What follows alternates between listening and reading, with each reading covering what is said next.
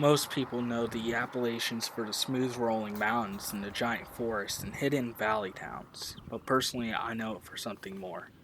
Hidden gems of severe weather with beautiful background scenery, one that may not compare to those in the plains but still makes for photo worthy content.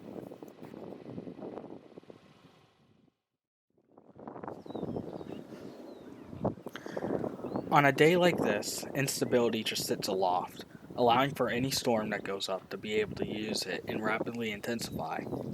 When you live in regions like this at times, sometimes it makes you realize that you don't need to travel hundreds of miles to see storms. Sometimes your own backyard is sufficient.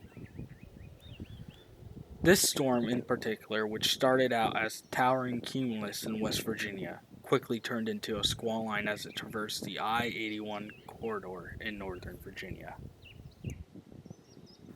Here you can see the interesting part of the shelf cloud as it interacts with the mountains, able to pull in moisture from the regions that are of higher elevation, materializing on the edge of the outflow boundary, creating T-shaped hooks on the edge of the mouth.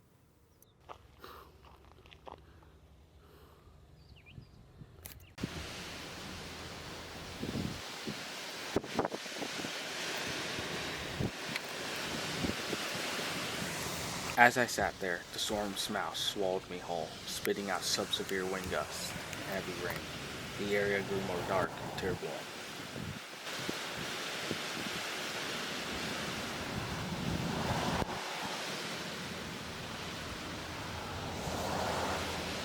Bands of rain slipped through the field by my truck as the storm tried to wail on it with its winds, roaring as it did, making the pretty display prior in much more dubious action into what was really going on in the core of the storm.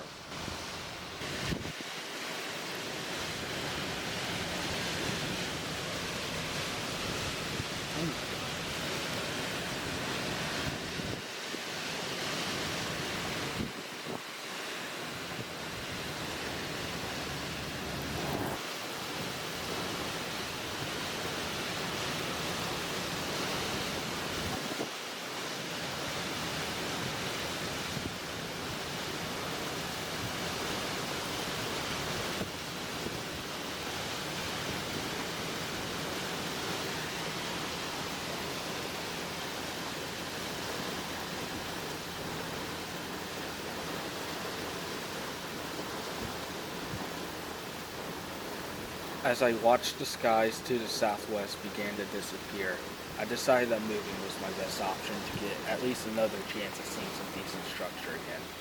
However, the road network in Virginia, its drivers, and general conditions will not be in my favor. The Marshall 1766 intersection, the worst intersection anyone's ever invented, for the fact that they decided to put a stop sign for one way on a highway, on the most congested point in town.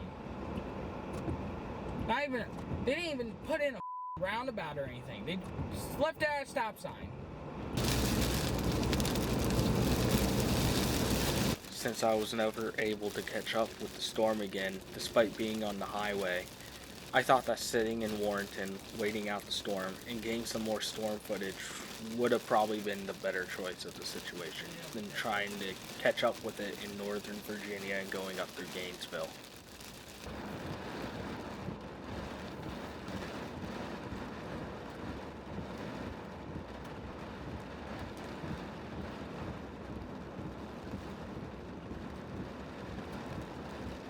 Winds never got up that high as the first time, as the storm began the weekend and turned into more of a messier squall line.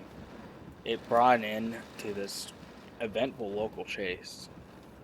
If you guys have any recommendations or criticisms on this style of commentary, please give them. You might notice I take heavy influence from chasers like Pico's Hank because I absolutely adore that calm manner of commentary. Thank you for watching, and get out there when you can. This was a no-risk day, and it ended up giving me probably the more decent chase day within this year. With that being said, take care, y'all.